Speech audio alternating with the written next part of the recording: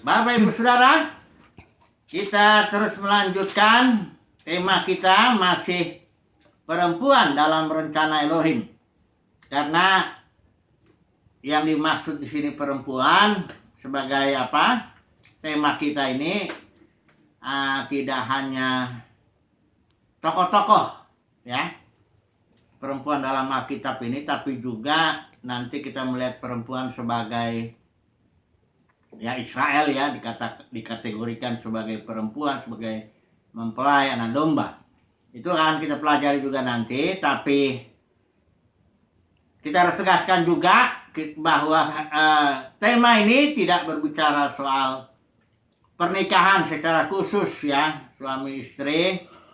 Jadi kita hanya menyoroti bagaimana rencana Bapa itu bagi perempuan yang sudah kita tahu, bahwa perempuan itu dirancang untuk menjadi penolong ya, penolong bagi pria ya. Dan kita sudah melihat juga ya bahwa penolong di sini beberapa sudah kita bahas, terutama ya dia itu perempuan karena dia manusia rahim ya. Sela, istilah Ibrani Sela itu yang diangkat oleh Tuhan dari Adam itu adalah ruang atau chamber atau sisi feminin ya, sisi kerahiman ya, rahim lah. Jadi womb itu kan rahim ya, woman kalau bahasa Inggris itu perempuan tuh artinya manusia rahim. Jadi memang salah satu fungsi utamanya dia sebagai penolong itu adalah melahirkan ya, karena laki-laki membutuhkan penolong untuk laki-laki itu bisa memperluas diri melalui anak-anak ya. Kayak saya ditolong istri saya bisa memperluas diri kepada 3 anak-anak ya. Jadi tapi ini harus ditekankan juga nanti sebentar ya, bahwa dalam perjanjian baru itu fungsi perempuan, nanti kita lihat dalam perempuan dalam gereja ya, memang tetap nilainya ada dalam melahirkan itu. Paulus juga berkata itu kalau perempuan karena dia melahirkan anak dan asal dia bertekun dalam iman, tapi bukan artinya keselamatan itu iman dan plus melahirkan anak, enggak begitu. Artinya adalah nilai karena bagi seorang perempuan karena dia menolong suaminya untuk melahirkan anak itu, memperanakan ya. Tetapi bukan dalam perjanjian baru, terutama juga anak-anak spiritual, karena Yesus pun tidak menikah ya, tapi dia punya keturunan yaitu Kristus. Nanti kita lihat sebentar ya, kita ngulangin. Tapi hari ini kita mau coba bahas saja mengenai Zipporah yang kemarin itu kita nggak sempat singgung ya. Jadi ini yang sudah yang kelima, ini kita mau bahas sedikit mengenai Zipporah dan Deborah ya, Deborah Barak itu, kemudian Salomo ya. Ya nanti kita akan lihat sisi tertentu lah ya. Coba dulu mengenai Zipporah ini dalam Keluaran ya. Dalam Keluaran ya, kita melihat bagaimana kasusnya ya. Musa itu waktu dia kembali ke Mesir di Keluaran 4 ya, saya baca aja dulu ini. Tetapi di tengah jalan di suatu tempat bermalam, Tuhan bertemu dengan Musa. Ini ceritanya Musa dari Midian itu ya, dia sudah menikah di sana, kita tahu punya anak Gersom Merari atau dari Zipporah itu imam itu Rehuel itu Jitro ya. Jadi Musa sudah diutus dari sana, dia ke Mesir dan membawa istri anaknya itu. Nah ya Tuhan, tetapi di tengah jalan di suatu tempat bermalam, Tuhan bertemu dengan Musa dan berikhtiar untuk membunuhnya ya. Jadi Tuhan berikhtiar, berencana untuk membunuh Musa. Kenapa ini ya? Ayat 25, lalu Sipora, ini istri Musa nih, mengambil pisau batu, dipotongnya kulit katan anaknya, kemudian disentuhnya dengan kulit itu kaki Musa, sambil berkata, sesungguhnya engkau pengantin darah bagiku. Ayat 26-nya akibatnya ya. Lalu Tuhan membiarkan Musa. Ya. Pengantin darah, kata Zipora waktu itu, karena, ini perhatian, ini kalimat yang paling penting, karena mengingat sunat itu. Jadi tindakan Zipora menyunat anaknya, ya, bahkan darahnya disentuhkannya kepada kaki Musa.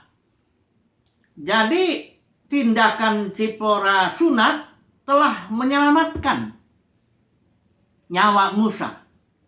Ya. Nah, kita harus melihat mengapa ini, ada apa ini ya.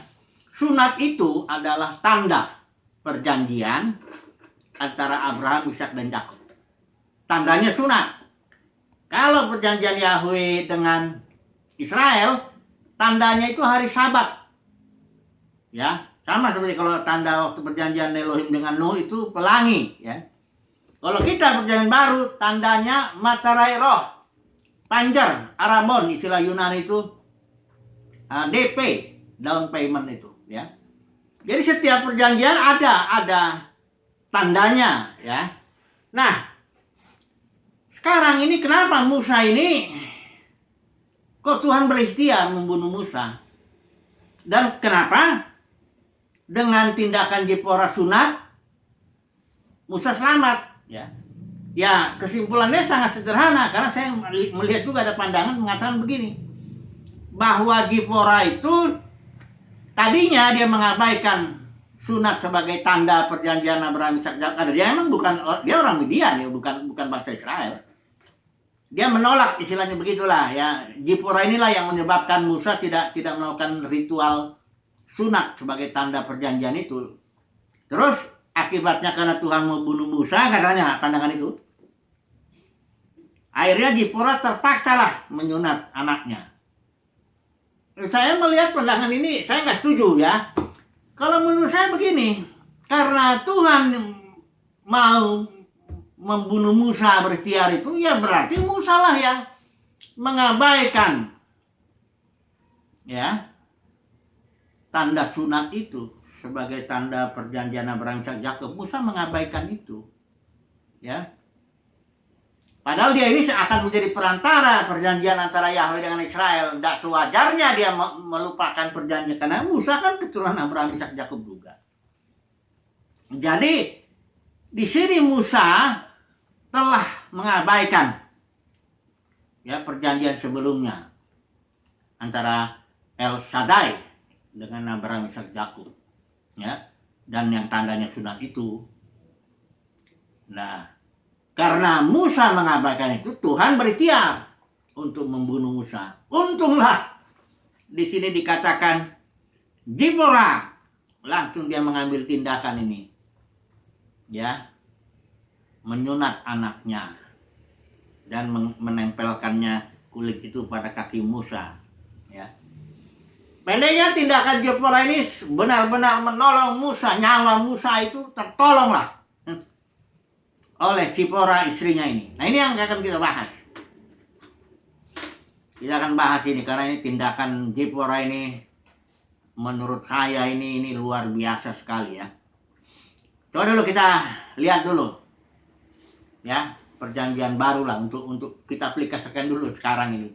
Ya sekarang ini bagaimana istri menolong kita kan enggak harus dengan tanda. Nah, makanya kita harus tahu dulu perjanjian kita ini sekarang. Perjanjian baru kita kan. Nah, ini kan perjanjian antara yang lama itu dan yang perjanjian dengan Abraham, Ishak, Yakub yang El Shaddai itu, Bapak leluhur. Nah, sekarang bagaimana perjanjian baru? Itu kita lihat di Yeremia 31 ada, maupun di Ibrani pasal 8 dikutip. Perjanjian baru intinya itu spiritual. Artinya suatu perjanjian Tuhan bilang ya ada 3 tuh. Hukum loh batu Hukum Taurat itu ditaruh dalam hati. Sedemikian sehingga kita bisa mengenal Tuhan dan dosa kita diampuni dalam arti realitanya. Lain kalau Israel diampuni dengan simbol-simbol darah korban binatang itu. Kalau kita tidak. Jadi intinya perjanjian lama itu hukum Tuhan yang ada di luar, di batu itu, dua loh batu. Perjanjian baru hukum itu masuk ke dalam batin. Sehingga namanya bukan hukum Taurat lagi, tapi hukum roh. Perjanjian lama antara Yahweh dengan Israel, mereka harus mentaati hukum Taurat. Yang tertulis hitam di atas putih di loh batu itu. Kalau umat perjanjian baru, antara El Elyon dengan dirinya, ya, itu hukum roh. Itu sebabnya siapa yang mengikuti pimpinan roh, dia itu yang disebut Son of God, putra Elohim. Kita tidak mengikuti peraturan tertulis lagi, hitam di atas putih. Paulus bilang, hitam di atas putih mematikan. Tapi roh menghidupkan. Nah, jadi sederhana sekali. Bagaimana orang Kristen hidup umat yang Tuhan? Ikuti aja pimpinan roh itu aja. Ibadahnya pun harus dalam roh. Jangan lagi di sebelah sana, gunung ini, gunung itu. Kayak perempuan Samaria itu ngomongin Yesus itu. Ini ibadah harus dalam roh dan kebenaran, realitanya. Kita ibadah dalam realita, bukan dalam simbol-simbol, liturgi-liturgi, dalam aturan-aturan agamawi dan sebagainya. Bukan itu. Ibadah kita dalam realita, apa adanya sesuatu yang sudah. Karena Yesus bilang, I am the reality. Kata Yesus bilang, aku adalah kebenaran. Nah, itu kita harus ibadah dalam pimpinan roh. Nah, makanya Efesus 1 ayat 3 juga bilang kita diberkatinya dengan segala berkat rohani.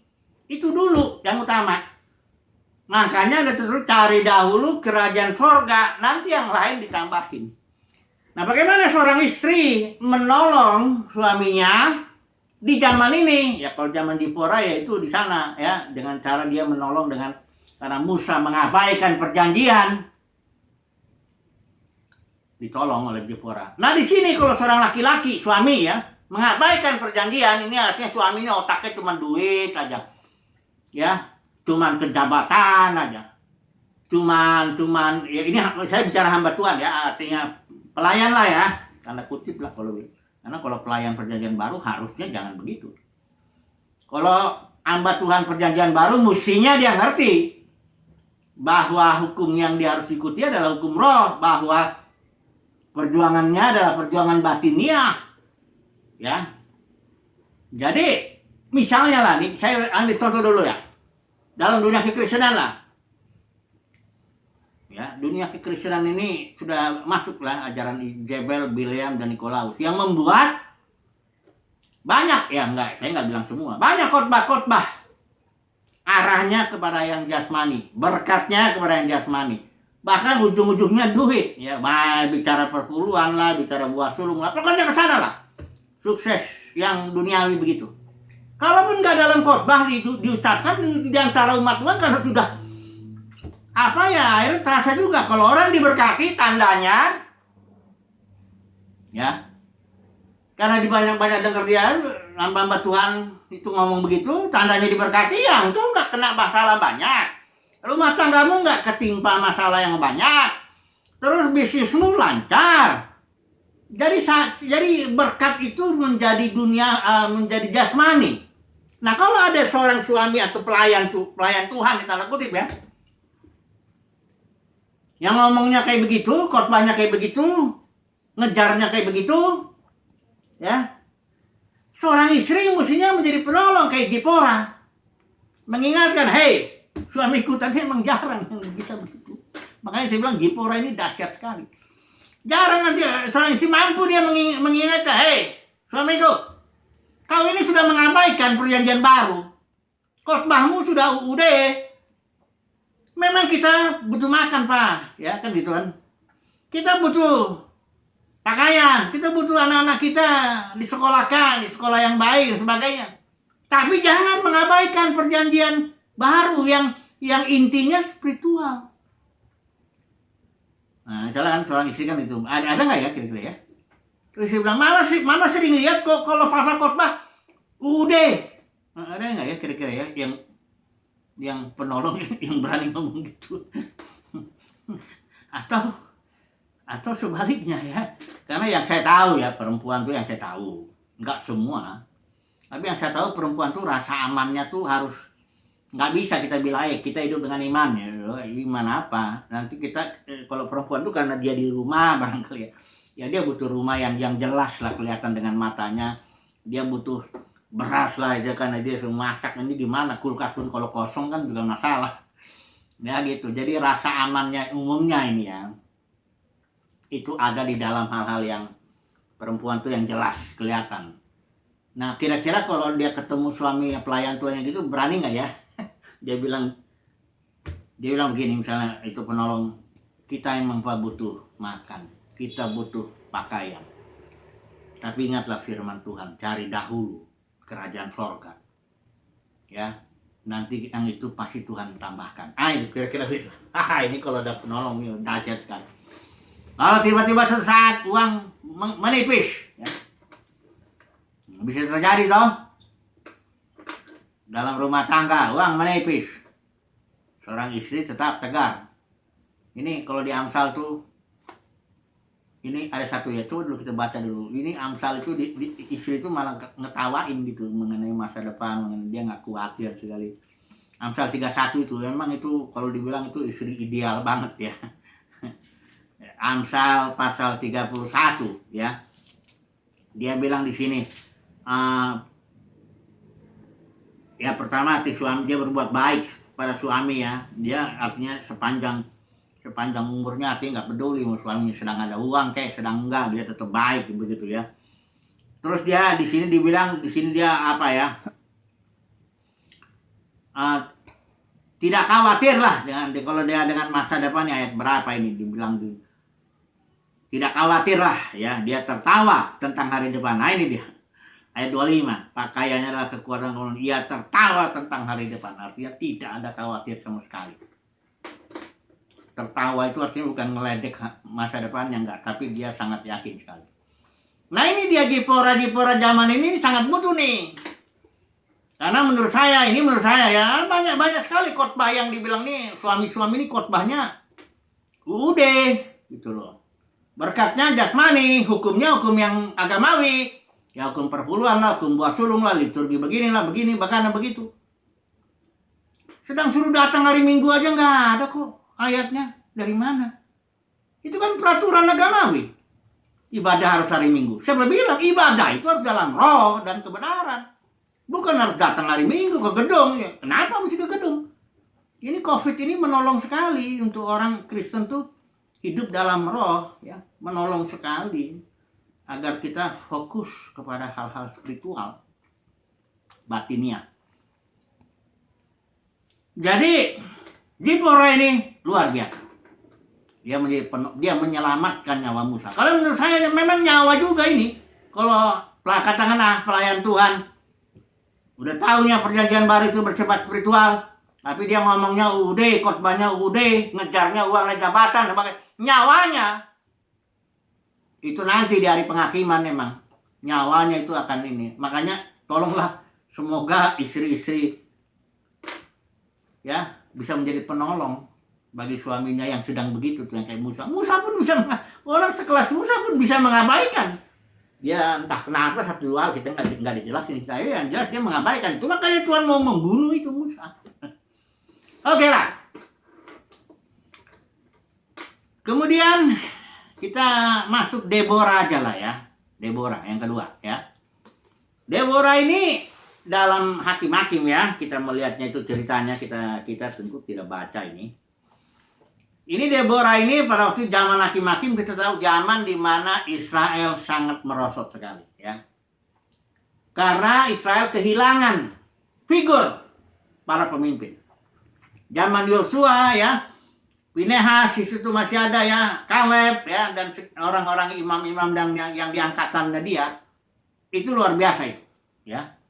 Disitulah zaman di mana Tuhan bilang segala yang dijanjikan Tuhan kepada kaum Israel tidak ada yang tidak dipenuhi. Itu zaman keemasan lah ya Israel. karena dia memiliki panutan pemimpin-pemimpin yang sudah berpengalaman berperang ya. Nah, ketika matilah Yosua, Kaleb, Pinehas, semuanya angkatannya ini, Eliezer kali juga ya. Akhirnya bangkit suatu angkatan yang baru, tidak ada figur pemimpin lagi. Disitulah Israel menyembah berhala ya. Nah, ketika kita harus tahu konteksnya disitulah dia bangkit seorang Deborah. Ini nabi, nabiah ya kalau dibilang nabiah. Itu Israel lagi di ada seorang di sini namanya Yabin, namanya Raja Kanaan itu. Dia punya panglima namanya Sisera. Ya. Sisera ini punya banyak kereta besi, 900 kereta besi ya. 20 tahun lamanya ia menindas Israel yang keras. Nah, Deborah mendapat firman Tuhan, seorang nabiah ya. Jadi, saudara, kenapa perempuan tampil di zaman ini? Nanti kita lihat dulu. Deborah dapat firman, panggil itu namanya si Barak ya, dari daerah Naftali ini ya. Dia bilang, Barak, kau kumpulkan 10.000 ya, orang Naftali, orang Zebulon, bersama-sama turun, nanti Tuhan akan gerakkan Sisera, dan di situ kau akan menang. Sayangnya si Barak ini ragu dia, ya, kepemimpinannya dia nggak gagah perkasa lah. Ya. Ragu dia, akhirnya Deborah bilang, dia bilang sama Deborah, jika engkau turut maju, aku pun maju. Tapi jika engkau tidak turut maju, aku pun tidak mau maju, katanya. Dia ngomong sama Deborah. Deborah bilang, ya oke lah, aku maju. Tapi engkau tidak akan mendapat kehormatan dalam perjalanan yang kau lakukan. Ayat 9 ya. Sebab Tuhan akan menyerahkan Sisera ke dalam tangan seorang perempuan. Perempuannya ini Yael namanya. Itu istri daripada Heber, orang Keni. Orang Keni itu orang Midian. Itulah Musa itu Jitro itu ya. Mertuanya Musa itu orang Midian. Bukan orang Israel ya.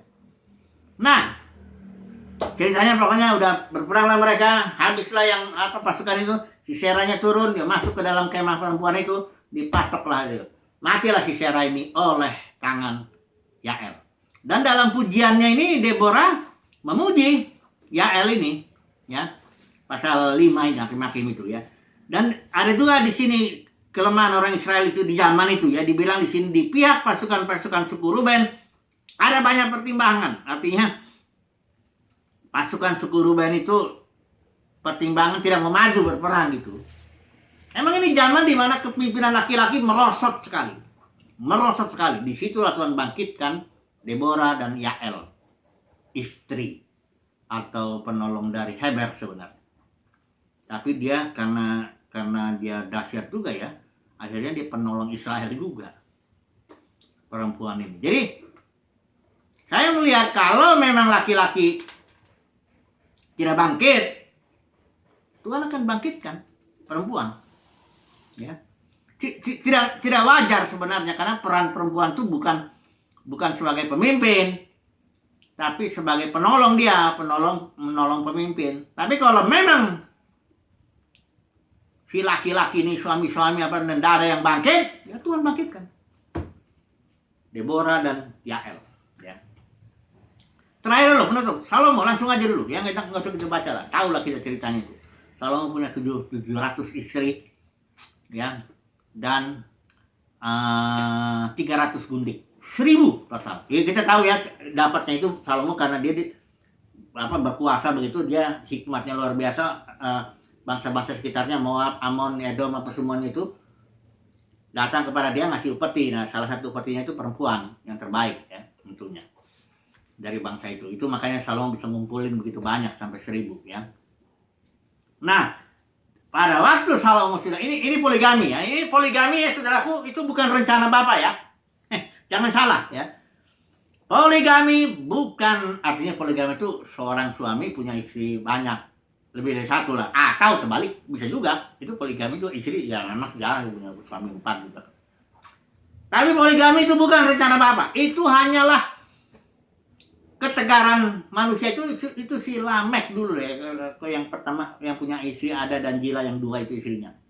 Karena Tuhan ketika ngambil manusia rahim itu sebagai penolong itu, kasih ke Adam, dia nggak ngambil dua, nggak bikin dua. Ada yang bilang kalau ini namanya Hawa, ya ini Hawi dong. Enggak, dia bikin satu. Ya, jadi seorang suami menikah dengan istrinya satu, ya. Makanya dalam perjanjian baru ini dipertegas. Kenapa dalam perjanjian lama hampir semua pelayan Tuhan itu istrinya lebih, termasuk Abraham bapak orang beriman, Daud, semuanya yang hatinya berkenan kepada Tuhan, lebih dari satu semuanya itu. Kami jangan pikir bahwa, bahkan kepada Daud Tuhan bilang kalau masih kurang aku tambahkan. Waktu dalam kasus itu Daud ngambil istrinya si orang Het itu, ya Batseba, ya, Uria. Nah jadi itu karena ketegaran hati. Mari kita dulu baca dulu ya. Kenapa Tuhan, jadi Tuhan bukan rencananya itu ya. Poligami termasuk perceraian juga. Mari kita lihat dulu Matius 19 ya. Satu ayat ini dulu ya. Matius 19 ayat yang kelima. Waktu Yesus ditanya sama orang Farisi, ya bagaimana nih? Boleh nggak suami menceraikan istrinya? Itu Musa ngasih surat cerai. Boleh katanya. Yesus bilang begini. Ya. Ini ayat 7 ya. Jika demikian apakah sebabnya Musa memerintahkan untuk memberikan surat cerai jika orang menceraikan istrinya?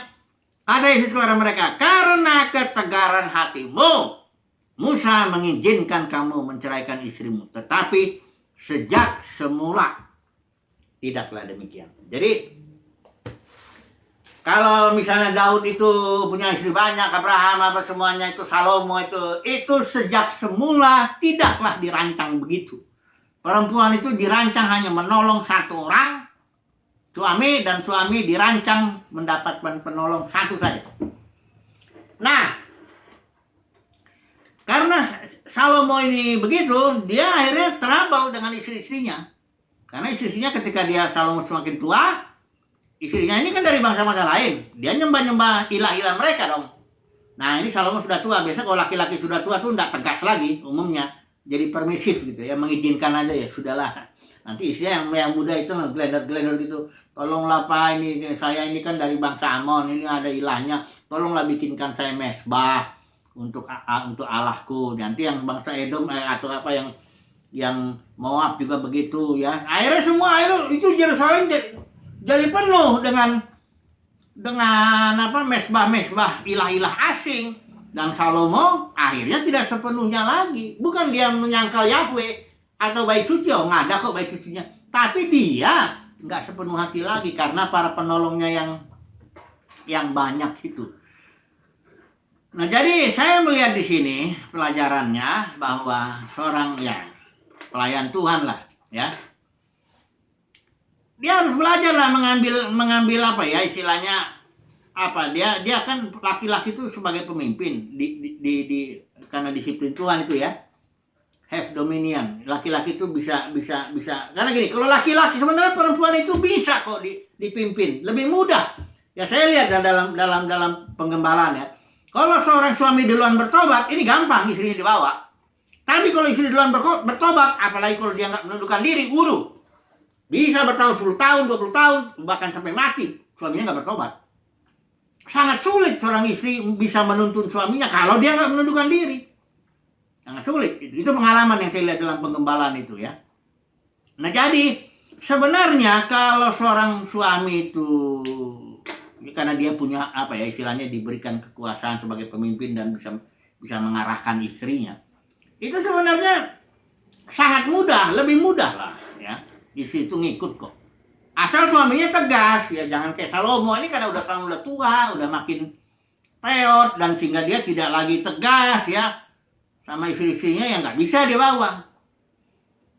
Jadi saya ngebayangin gini ya, saya membayangkan ya, seandainya Yesus nikah, karena kita harus percaya bahwa Yesus itu laki-laki normal itu. Kalau Bapa di sorga menginginkan Yesus menikah, dia juga bisa menikah dan punya anak. Kenapa? Karena dia laki-laki normal. Firman menjadi manusia bukan jadi setengah laki-laki setengah perempuan, enggak, laki-laki betul ya.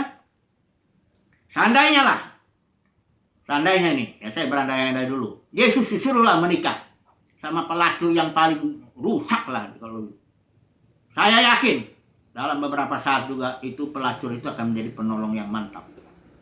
Kenapa? Karena tentu kasih Yesus sempurnakan penerimaan dan sebagainya. Perempuan itu dalam pelacur itu katakanlah dalam waktu singkat akan menjadi penolong yang baik. Jadi intinya gini, ya kalau kita nggak punya penolong yang baik, suami ini, saya ngomong sama suami nih ya sedikit ya. Ya kalau dapat istri ngelawan terus gitu, nggak bisa jadi penolong, ya nanya diri lah, ngaca dulu lah. Ya. Saya ini bisa nggak? Kan kita kan diberikan otoritas katakanlah untuk mengarahkan istri kita. Nah kalau istrinya nggak bisa, salah siapa? Kan gitu. Ya saya nggak bilang itu total salah suami, yang ada juga istri emang susah diatur ya. Tapi istilahnya suami itu lebih apa lah? Oke lah, kesimpulannya begini. Ya, perempuan memang tetap dirancang untuk menjadi penolong, ya. Tapi dia itu akan menjadi penolong yang mantap kalau yang ditolongnya juga bisa mengarahkan dia. Ya, itu satu. Kedua, kalau nanti penolongnya suami nggak bangkit, Tuhan bangkitkan dia sebagai penolong. Sebagai pemimpin. Kasus Deborah ini ya.